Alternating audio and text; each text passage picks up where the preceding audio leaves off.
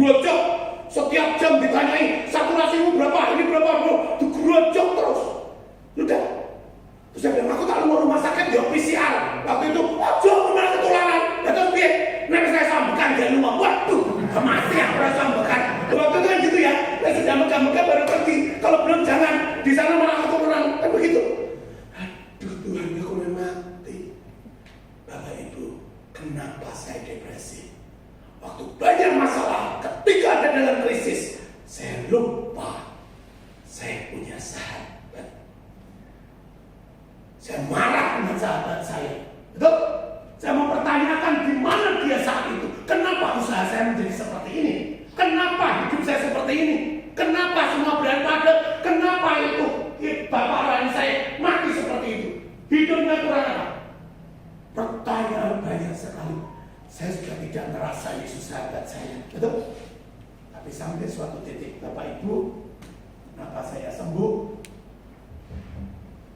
Ya. Kalau orang depresi jangan terlalu banyak dikasih nasihat. Tidak bisa. Ada kasih nasihat ya bang, kowe alami, pasti begitu.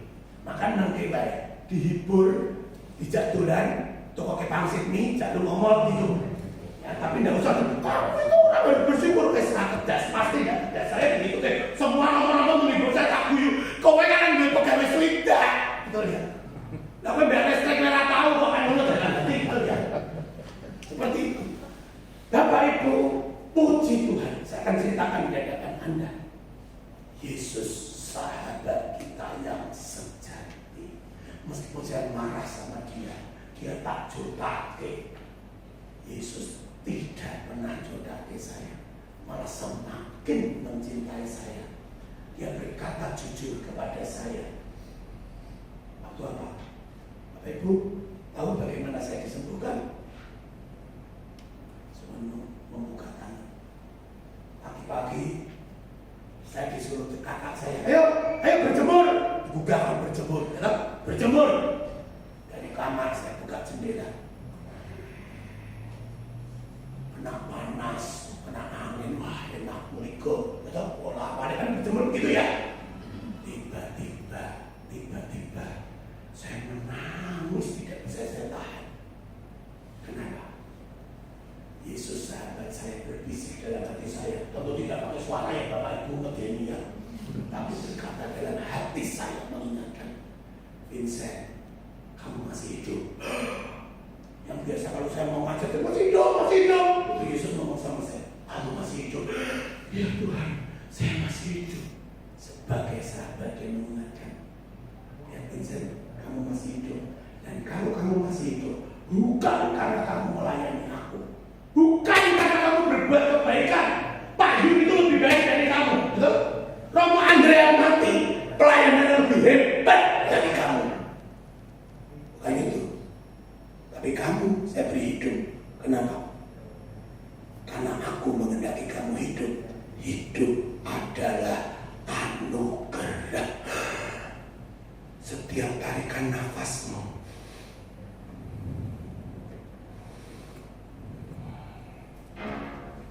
Yesus menegur saya, Vincent, yang membuat kamu depresi bukan COVID, bukan karyawanmu. Apa Tuhan? Kesombonganmu sendiri. Kamu mau mencintai Tuhan atas dirimu. Kamu mau mengatur jalan hidupmu. Kamu itu siapa? Kamu itu ciptaan. Kamu bisa hidup. Itu tergantung belas kasihku. Besok kamu masih hidup atau tidak, hanya tergantung keputusanku. Tapi kamu mau menghidupi karyawanmu. Lalu gue urip besok udah urip kok. Memang menghidupi karyawan.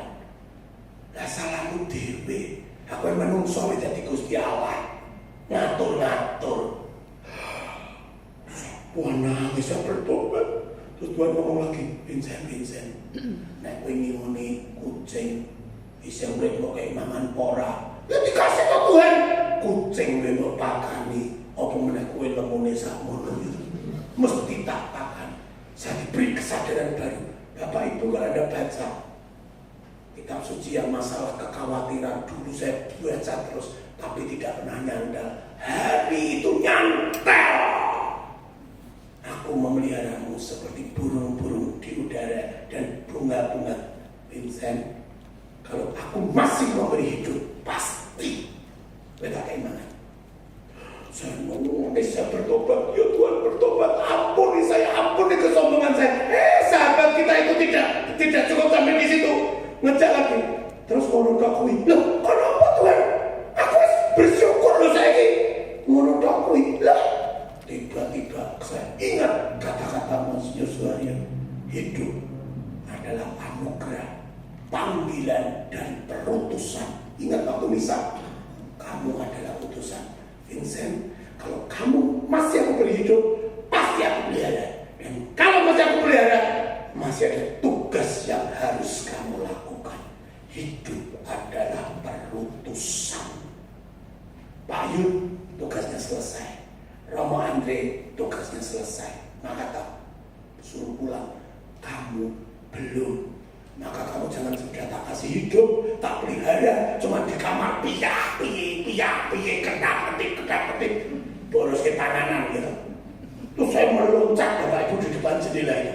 Puji Tuhan, haleluya, puji Tuhan. Sampai pembantu saya itu bilang, kenapa wes, puji Tuhan. Terus saya, aduh Tuhan, mumpung saya masih hidup, besok belum tentu, betul? Saya apa yang harus bisa saya kerjakan? Aduh Tuhan, saya bukan dokter, tidak bisa buat vaksin gitu, boleh dokter Andi mau itu. Saya bukan perawat, tidak bisa merawat orang. Ya, Neng kamu penjahit. Oh ya Tuhan, saya penjahit. Lakukan sesuatu dengan jahit kamu. Bapak Ibu saya langsung telepon anak Avanti. Wah itu kan hubeng saya gitu. Kopian, ayo ini, gawe jahit bareng. Saya dikirimi pola dulu. Bapak Ibu dari kamar itu saya tetap isolasi, dari keluar toh.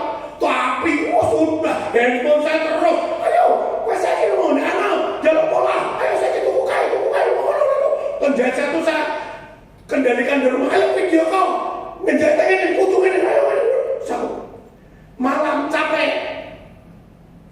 Sudah ya Tuhan, saya sudah capek. Tadi saya sudah minta pola, sudah beli ini. Sudah ya Tuhan, saya tak tidur dulu, capek. Betul? Nanti kalau besok masih hidup, tak lanjutkan lagi. Kalau besok tidak hidup, kamu nanti lanjutkan turun. Bisa tidur. Besok pagi bangun, puji Tuhan masih bangun, bisa ambekan. Berarti masih ada tugas. Kerjakan lagi. Bagaimana? Mikirin. Sari-sari. Dan sesonen mati orang gelo. Betul? Sudah malam, capek lagi. Tuhan sudah ya Tuhan. Terus begitu setiap hari. Bapak Ibu 3 tahun masih hidup. Kalau saya masih hidup, semua masih hidup, bahkan tidak sekedar hidup. Sekarang mungkin saya satu-satunya teller di Indonesia, malah mungkin saat dunia.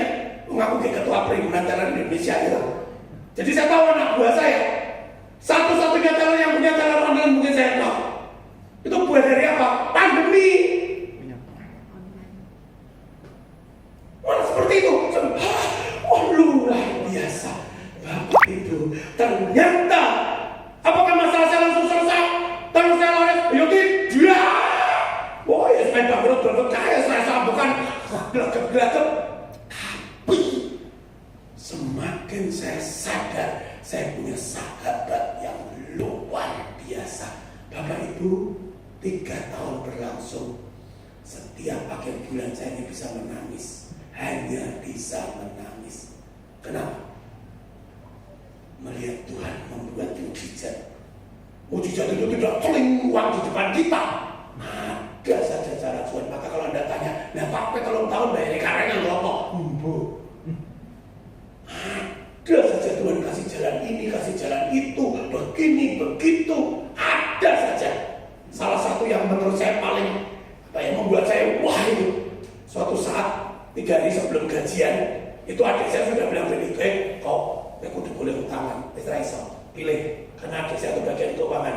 Boleh utangan, aku langsung kok sama nih, ini bocah-bocah mati bareng. Duitnya rano belas. Waktu PPKM tidak itu semakin belas. Terus piye? Tapi ya rano, saya sudah mikir, wes ngene tak ngomong tak dibagi, Dan mereka tuh manggul mangan diri-diri timbang mati bareng ning kene. Kok pesangone nyusul. Ya pemain tak dolse, pesangon nyusul daripada mati bareng. Sudah tak gitu deh. Tiba-tiba Bapak Ibu, ono tante-tante telepon saya. Vincent, selamat ulang tahun. Tante ini so akrab banget sama saya. Tante sopo, saya nggak merasa kenal.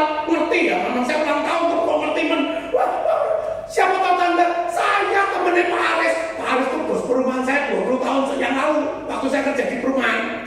Loh, ya. Yang tukang asuransi itu. Oh iya. Kenapa tante?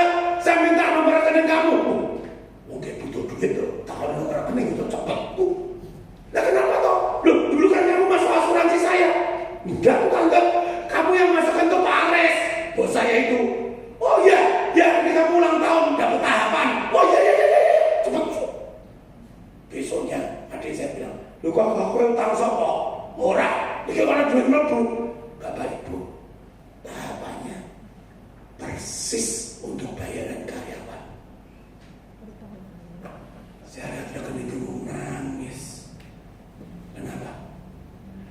Pandemi tidak ada satu orang yang tahu betul. Tapi Yesus sudah siapkan 20 tahun yang lalu.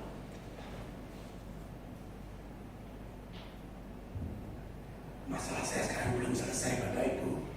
Rumah saya Jakarta masih terus dijual. Karena itu penyelesaian paling konkret saat ini. Online saya jalan, toko yang begitu megah, overhead-nya terlalu tinggi. Harus saya tutup, saya ganti yang kecil. Tetap saya terus jual. Masalah belum selesai, tapi saya jauh lebih bahagia daripada sebelum pandemi. Bapak Ibu, apakah karena Tuhan tidak? Belum ada jalan keluar, saya tidak tahu ini laku atau tidak, atau bagaimana, sampai kapan. Tapi sekarang saya sangat tahu. Saya punya sahabat yang setia.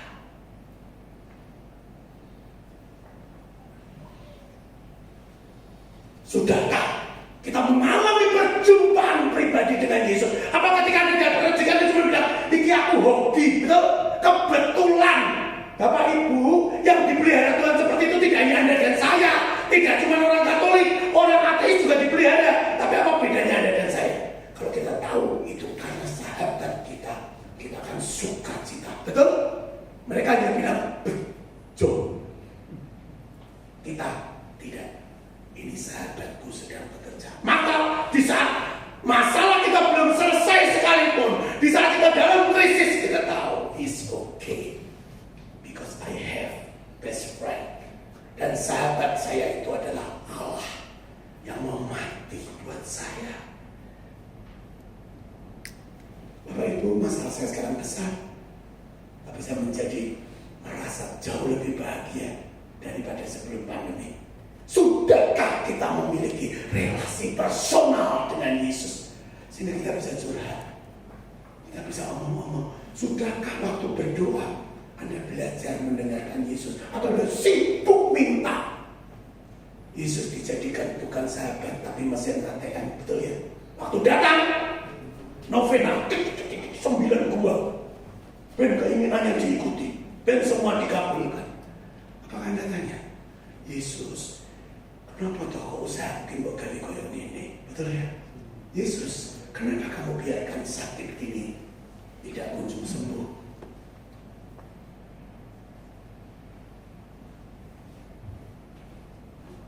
Sudahkah kita menyadari pengalaman dikasih sebagai sahabat dari Yesus? Sudahkah Bapak Ibu kita menjadikan Yesus sebagai sahabat kita? Atau maaf, hanya sebagai partner bisnis yang bisa kita ada join ketika saling dicetol lah. Kita saling menguntungkan, kita jalan. Tidak menguntungkan, jangan cari malah yang lain. Sembahyang karo kowe, hoki macet. Kayak suhu wong switch nih. Jadi tidak tahu. Nek gereja Katolik prana mujizat, boleh semakin mujizat. Tuhan hanya saat kita bertransaksi, kita puji ketika apa yang kita minta kita dapat, kita tinggalkan, kita marah. Pertanyaannya, siapa kita? Siapa kita?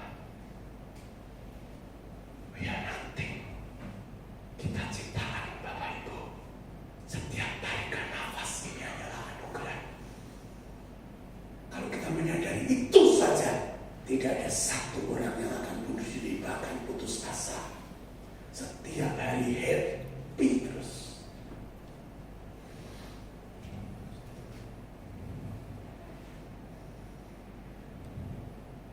Anda akan melihat Yesus dalam segala kejadian, bahkan di tengah krisis. Untuk membina suatu relasi persahabatan tidak bisa instan. Amin. Dibutuhkan keterbukaan satu dengan yang lain. Dibutuhkan perjumpaan, pengenalan, dialog, pengalaman bersama. Betul? Betul? Anda bisa bersahabat dengan orang itu kan ada. Pertanyaannya, sudahkah Anda ajak Yesus? Atau cuma perlu tak tinggal dalam lu bedake? Itulah sebabnya Yesus mengajak para sahabatnya tidak cukup hanya dengar khotbah, tetapi tinggal bersama. Betul ya? Yesus dengan para sahabat tinggal bersama aku. Tinggal. Kenapa? Kita bersahabat supaya kamu tahu siapa aku, supaya kamu tahu apa yang aku pikirkan, supaya kamu tahu apa kebenaran firman. Oke? Bapak Ibu, seperti Bapa telah mengasihi aku, demikian juga aku telah mengasihi kamu. Tadi ya sudah kita baca. Tinggallah di dalam kasihku itu. Jika kamu menuruti perintahku, kamu akan tinggal di dalam kasihku, seperti aku menuruti perintah Bapakku dan tinggal di dalam kasihnya. Bapak Ibu, Anda sudah berpuluh-puluh tahun seperti saya dulu. Setelah dibaptis 18 tahun baru ikut sel. Sudahkah kita sebagai orang Katolik betul-betul tinggal di dalam Yesus? Tinggal itu menetap, bukan cuma nek minggu tok saja. Kalau delok nenek terus, apakah Anda betul-betul punya waktu untuk tinggal di dalam Dia? Amin. Bapak Ibu terkasih, inilah sekolah evangelisasi pribadi. Salah satu kesempatan setiap Anda dan saya punya kesempatan. Oke, saya sudah berbisnis sekian puluh tahun, jatuh bangun sekali waktu. Yuk Yesus, kita honeymoon, betul? Yuk kita ngomong, yuk kena-kenaan, betul ya? Yuk kena-kenaan, betul? Ayo, saya sempatkan waktu, just you and me, untuk suatu persahabatan.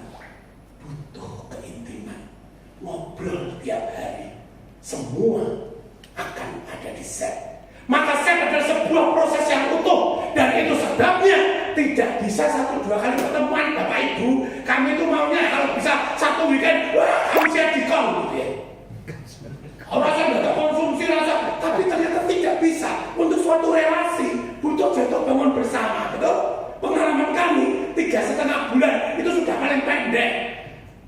Ya kalau yang di paroki 8 bulan, nah, tapi nak sampai 8 bulan kok malah tuh meteng mana